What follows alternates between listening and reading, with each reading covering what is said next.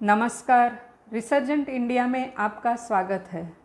आज बात करते हैं ग्लोबल टाइम्स के झूठे प्रोपेगेंडा के बारे में। इधर नरेंद्र मोदी जी ने रोहतांग टनल का उद्घाटन किया और उधर चीनी समाचार पत्र ग्लोबल टाइम्स को मिर्ची लगी। उसने अनर्गल टिप्पणियां करना शुरू कर दिया। ग्लोबल टाइम्स ने लिखा कि ये टनल अंतर अवश्य कम करती है और लेह को मुख्य भारत से जोड़ती है, किंतु इसका भारत को कोई खास लाभ नहीं होने वाला है। भारत की हर सिद्धि को छोटा दिखाना, ओछा दिखाना ग्लोबल टाइम्स का काम है। वह लिखता है कि शांति के समय में तो इस टनल से सेना को सामान वगैरह पहुंचाया जा सकता है, लेकिन अगर युद्ध हुआ तो इस स्थिति में इस टनल से साजो सामान पहुंचाना संभव नहीं होगा, क्योंकि चाइनीज सेना के पास ऐसे उपाय है कि वो इस टनल को उपयोग लायक रहने ही नहीं देगा।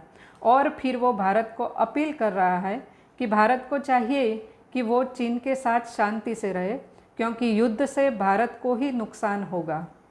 फिर आगे जाकर के भारत ने सीमावर्ती क्षेत्रों में जो नए रास्ते बनाए हैं, नए पुल बनाए हैं, इसके ऊपर लिखता है कि दारबोक शौक दौलत बेग ओल्डी रोड बना है जो 255 किलोमीटर लंबा है, जो पिछले साल ही पूरा कर दिया गया था और वो लद्दाख में पहाड़ों के बीच से गुजरता है। और इसके उपरांत 73 रणनीतिक तौर से उपयोगी रास्ते भारत चीन सीमा पर भारत ने बनाए हैं, जो युद्ध के समय में भी काम आए ऐसे रास्ते हैं। ये भी ग्लोबल टाइम्स लिखता है, लेकिन घूम फिर के अंत में फिर वही लिखता है कि ये सारा कुछ काम नहीं आएगा। चीन इन सब सुविधाओं को ख़त्म कर देगा। भारत चीन के साथ शांति से रहे, वरना बहुत भारी कीमत चुकानी पड़ेगी। तो इस तरह ग्लोबल टाइम्स भारतीयों का मनोबल तोड़ने की कोशिश करता है और गर्भित धमकियां भी देता है। इससे ग्लोबल टाइम्स का झूठ और उसकी मनोदशा समझ आता है। अब हम समझते हैं कि इन सब का हमारी सेना के लिए क्या महत्व है। वास्तव में हमारी सेना के लिए अटल टनल, सड़कें, हवाई पट्टी सब मिलकर बहुत फायदेमंद और सामरिक दृष्टि से महत्वपूर्ण सुविधा है। जो सड़क है वह दारबुक से अंतिम भारतीय ग्राम शौक तक लगभग 255 किलोमीटर लंबी है। भारत चीन एलएसी के लगभग समानांतर है, जो 13,000 फुट से 16,000 फुट के बीच की विभिन्न ऊंचाई से होकर जाती है। यह सड़क लेह को काराकोरम दर्रे से जोड़ती है तथा चीन के शिनजियांग प्रांत से लद्दाख को अलग करती है। शौक तथा काराकोरम दर्रे के बीच दौलत बेग ओल्डी 16,000 फीट से अधिक की ऊंचाई पर स्थित एक पठार है। यह स्थिति वायुसेना के लिए बहुत अधिक सामरिक महत्व रखती है, क्योंकि वायुसेना के लिए आपूर्ति सामग्री गिराने के लिए यह उन्नत लैंडिंग ग्राउंड है। दौलत बेग ओल्डी चीन के साथ एलएसी से केवल 9 किलोमीटर की दूरी पर स्थित है। यह सड़क अंतर्राष्ट्रीय सीमा क्षेत्र, अक्साई चीन, चिपचाप नदी और जीवान नाला से सटे क्षेत्रों का प्रबंधन करने में मदद करेगी।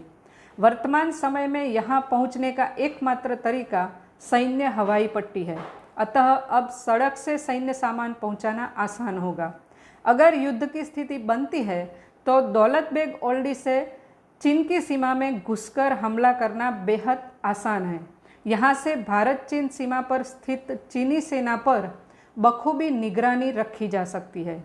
यह दुनिया में सबसे ज़्यादा ऊंचाई पर मौजूद लैंडिंग ग्राउंड है। दूसरी बात कि यह काराकोरम दर्रे से कुछ ही किलोमीटर दूर है। अटल टनल लेह लद्दाख की लाइफ लाइन बनेगा। इस टनल से मनाली और केलोंग के बीच की दूरी 3-4 घंटे कम हो जाएगी। पहाड़ काटकर बनाई गई अटल सुरंग से मनाली से लेह के बीच यात्रा सुगम होगी। अटल सुरंग दुनिया की सबसे लंबी राजमार्ग सुरंग है। इसकी लंबाई 9.2 किलोमीटर है, जो मनाली को लाहौल स्पीति घाटी से जोड़ेगी। इससे पहले यह घाटी भारी बर्फबारी के कारण लगभग 6 महीने तक संपर्क से कटी रहती थी, मगर अब हर मौसम में सफ़र जारी रहेगा। इस सुरंग से मनाली और लेह के बीच की दूरी 46 किलोमीटर कम हो जाएगी और यात्रा का समय भी 4 से 5 घंटे कम हो जाएगा। भारत के आगे बढ़ते कदम से ग्लोबल टाइम्स जैसे बिलबिलाने लगता है, तिल मिलाते हुए कुछ न कुछ भड़ास निकालता है।